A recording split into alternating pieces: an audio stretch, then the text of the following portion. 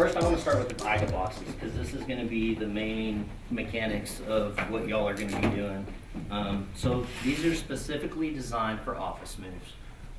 They stack 5 high, they ride inside a carrier, and they actually have notches in them right here.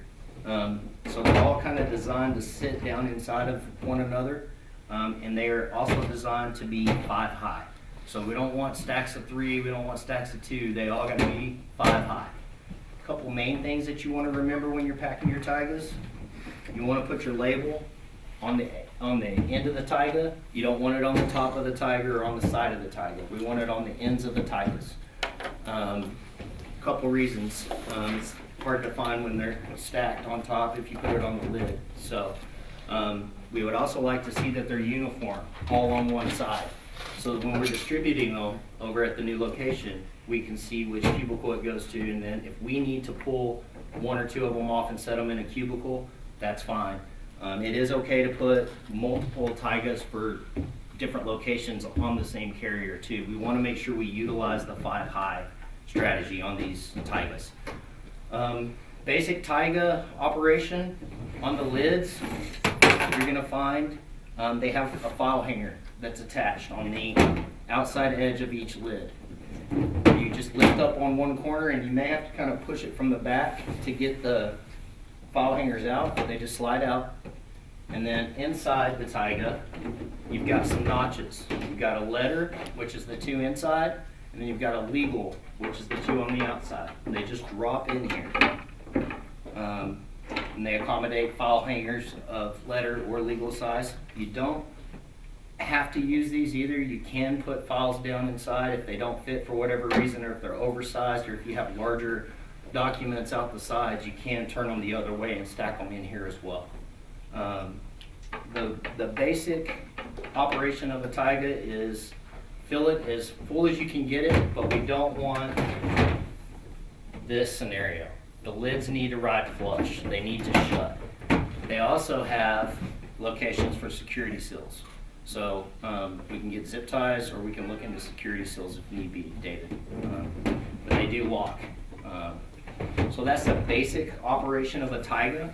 This prop here is actually set up pretty good. I'm going to try to not dump it on the floor, but open it. You've pretty much utilized all the space. This is a great idea, putting binders on the sides, because you do have a couple inches of room on either side.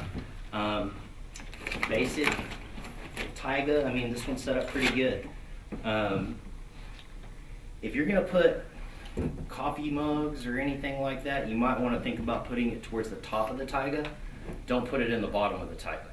I don't know exactly what each of y'all's workspace consists of, but if it's smaller items, paper clips, stuff like that, we recommend that you wrap them in some sort of paper so that they don't end up all over the place.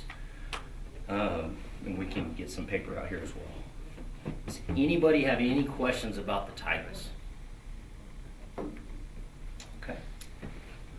We're going to go ahead and stack this one on top.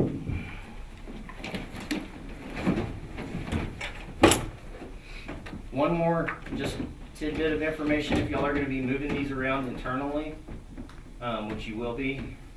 Oh, yeah, here, you don't want to push a stack of Tygas from the top Tyga. You want to push it from the 3rd Tyga. If you try to push it from the top Tyga, it's going to come undone on you. It's going to fall off. Always push from the 3rd Tyga. When you start with a Tyga, ideally you just start at the bottom with the empty one. You pack it, you fill it, and the idea behind the Tygas is you shouldn't have to lift a heavy Tyga. You put another empty one on top of the one you just packed, make sure it's in the carrier, and you fill it. You never have to lift it again. You're only going to be lifting empty Tygas, and that one's full.